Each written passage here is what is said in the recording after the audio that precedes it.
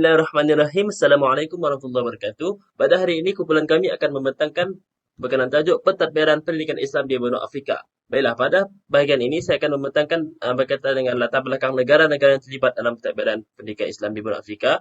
Dan saya akan bahagikan pada dua bahagian, iaitu sejarah masuknya Islam di benua Afrika dan yang kedua adalah perkembangan pentadbiran pendidikan Islam di benua Afrika. Baiklah, bagaimana masuknya Islam di Afrika? Islam datang pertama kali ke Afrika pada saat hijrahnya orang-orang Islam dari Mekah atas perintah Nabi Muhammad SAW pada tahun 615. Setelah Islam masuk ke Afrika, tepatnya di Ethiopia, ajaran Islam terus menyebar di benua ini pada masa Khulafa' Rasyidin. Jadi proses penyebaran Islam di Afrika kala itu terjadi di Cyrenaica, iaitu di sebelah timur Libya, dan dilakukan oleh Panglima Militer, iaitu Panglima Tentera Khulafa' Rasyidin Amr bin Ash pada tahun 642. Atau pada masa pemerintahan Khalifah Umar Al-Khattab pada tahun 433 dan hingga tahun 644. Setelah itu, Islam terus menyebar ke seluruh Afrika Barat melalui pedagang, cendekiawan, dan membalik melalui cara yang damailah, bukan cara berperang. Jadi dengan cara ini, Islam menyebar ke seluruh dan ke sekitar Gurun Sahara. Jadi pada era dinasti Umayyah, tepatnya pada masa pemerintahan Khalifah Al-Wahid pada tahun 705 hingga 715, Islam menyebar hingga ke wilayah Maghribi dan Morocco. Okey, baik. Tadi kita dah dengar tentang sejarah kemasukan Islam ke benua Afrika. Jadi sekarang kita masuk pula kepada perkembangan pendidikan Islam di benua Afrika ini. Okey. Jadi secara umumnya, perkembangan Islam di benua Afrika ini tidak terlepaslah dari persaingan antara Islam dan Kristian. Namun, Islam di benua Afrika ini tetap berkembang ke arah yang lebih maju. Kerana jika kita lihat bahawa majoriti penduduk yang beragama Islam di negara-negara benua Afrika ini adalah lebih ramai jika dibandingkan dengan penduduk yang beragama lain. Okey. Jadi macam negara apa? Contohnya macam negara Mesir, Libya, Tunisia, Algeria, Morocco dan banyak lagi lah. Yang mana jika kita teliti sejarah perkembangannya, kita dapat lihatlah contohnya Mesir yang telah berkembang menjadi negara yang maju dalam bidang ilmu dan pengetahuan dan pendidikan. Kemudian Algeria yang semangat dalam menjalani kehidupan keagamaan mereka, di mana generasi muda di sana mengadakan pengajian terhadap Islam. Okay. Contohnya apa lagi? Contohnya macam Tunisia yang mana mereka ni aktif dalam organisasi-organisasi Islam. Okay. Seterusnya saya akan memberikan kepada anda sebuah contoh negara yang mentadbir pendidikan agama Islam dengan baik, iaitu negara Mesir. Jadi negara Mesir telah mentadbir pendidikan agama Islam melalui 4 aspek. Yang pertama ialah masjid. Masjid bukan sahaja digunakan sebagai tempat beribadah, namun sebagai tempat untuk menyebarkan pendidikan agama Islam melalui pengajian halaqah. Yang kedua ialah istana. Istana pada abad ke-8 Masihi, pendidikan diajar kepada anak-anak golongan pemerintah dan golongan bangsawan. Yang ketiga ialah perpustakaan. Ketika kerajaan Fatimiyah telah dibina beberapa perpustakaan sebagai bahan sumber pembelajaran pada pelajar-pelajar di sekitar Kahirah. Yang keempat ialah universiti, iaitu merupakan tanda kegemilangan negara tersebut dalam pendidikan Islam. Dan ketika ini, negara kita telah menggunakan kurikulum Bu'uth Al-Azhar, di mana merupakan kurikulum yang diajarkan di Mesir itu sendiri. Seterusnya, kami mengambil contoh negara Sudan. Sudan tidak banyak info berkaitan pendidikan agama Islam di sekolah rendah maupun menengah. Bahkan, tidak banyak info sebenarnya berkaitan pendidikan agama Islam di Sudan akibat banyak kemudahan dan prasarana yang rosak akibat peperangan dan juga disebabkan oleh kos pendidikan yang tinggi. Sudan mempunyai banyak universiti yang berusia puluhan tahun atau bahkan ratusan tahun. Antaranya ialah Universiti Islam Omdurman, Institut Bahasa Arab Antarabangsa Khartoum dan banyak lagi. Di Sudan terdapat 2 sistem pendidikan agama Islam, iaitu pendidikan secara formal atau tidak formal. Untuk pendidikan formal, di dalam sistem kuliah di Sudan, hampir semua universiti di Sudan melaksanakan sistem hafalan. Bahkan, pelbagai perguruan tinggi, khususnya perguruan tinggi Islam, diwajibkan menghafal sejumlah juzuk Al-Quran ataupun sejumlah hadis, sama ada untuk taraf degree, master ataupun PhD.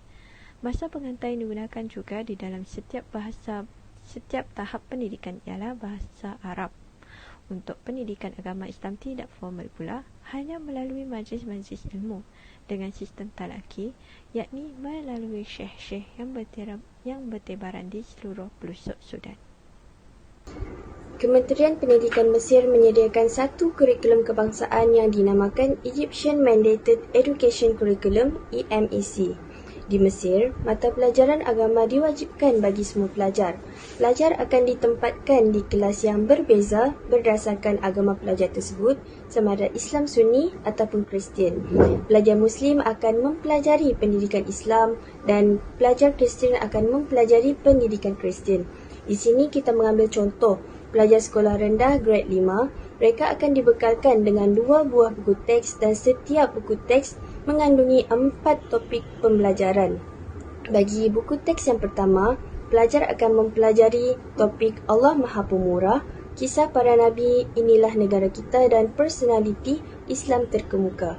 Bagi buku teks yang kedua, pelajar akan belajar mengenai akidah, tentera Allah, tempat kelahiran Islam dan memelihara alam sekitar.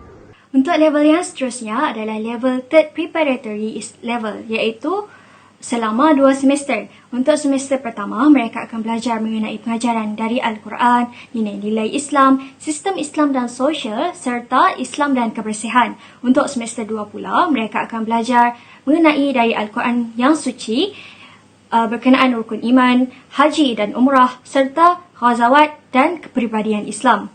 Untuk level yang seterusnya adalah level third secondary level, yang mana dalam semester 1 mereka akan belajar mengenai seruan kembali kepada Tuhan, kepelbagaian Islam dan toleransi dalam Islam, serta atau manakala untuk semester 2 pula mereka akan belajar mengenai status akal minda dalam Islam, solidariti dalam Islam dan kesederhanaan dalam Islam.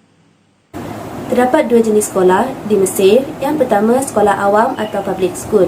Terdapat 3 jenis sekolah awam. Yang pertama, sekolah awam yang diuruskan oleh kerajaan. Sekolah ini menggunakan EMEC serta diselia dan dibiayai oleh kerajaan Mesir sepenuhnya. Pelajar dikumpulkan mengikut 2 peringkat pendidikan, peringkat asas dan peringkat tinggi. Sekolah yang kedua, sekolah awam yang diuruskan secara bebas. Sekolah ini menggunakan kurikulum EMEC dan sekolah ini berada di bawah naungan Perdana Menteri dan bebas daripada Kementerian Pendidikan. Sekolah yang ketiga ialah sekolah awam antarabangsa. Sekolah ini tidak menggunakan EMEC. Pelajar di sekolah ini mengikuti sistem kurikulum mereka serta perlu lulus dalam peperiksaan National Identity yang mana termasuk dalam bahasa Arab, pengajian kebangsaan dan agama. Jenis yang kedua iaitu sekolah swasta. Sekolah swasta terbagi kepada 2, iaitu yang pertama, sekolah swasta yang menggunakan kurikulum kebangsaan. Sekolah jenis ini menggunakan EMEC sebagai tambahan kepada kurikulum mereka sendiri. Sekolah-sekolah ini dimiliki dan diuruskan oleh individu persendirian, tetapi mereka berada di bawah penilaian Kementerian Pendidikan dan menggunakan buku teks kebangsaan yang dimandatkan oleh EMEC. Yang kedua adalah sekolah swasta bebas antarabangsa.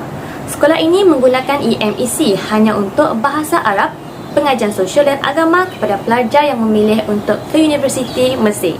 Sekolah ini tidak diuruskan oleh kerajaan Mesir dan tidak dikawal sepenuhnya oleh Kementerian Pendidikan, tetapi ia wujud menurut perjanjian undang-undang tertentu dengan Kementerian Pendidikan. Kelayakan guru pendidikan agama Islam di Afrika Barat dan Afrika Tengah adalah tidak seragam.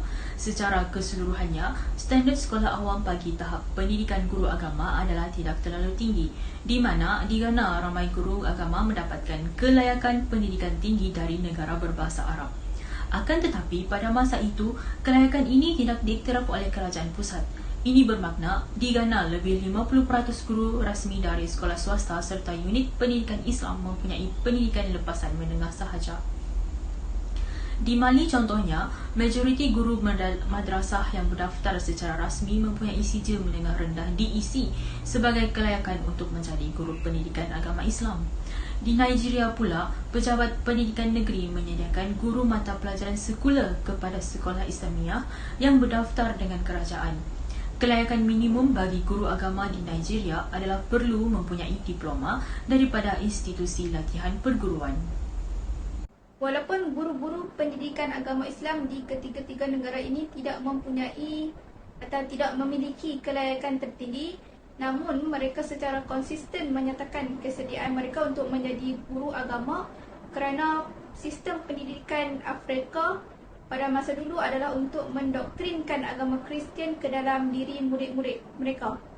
Jadi mereka mengambil inisiatif untuk mengislamisasikan mata pelajaran sekular di sekolah Afrika, dan mereka percaya bahawa kerja mereka ini sangat penting dan mempunyai nilai yang akan membuahkan hasil untuk diri mereka sendiri.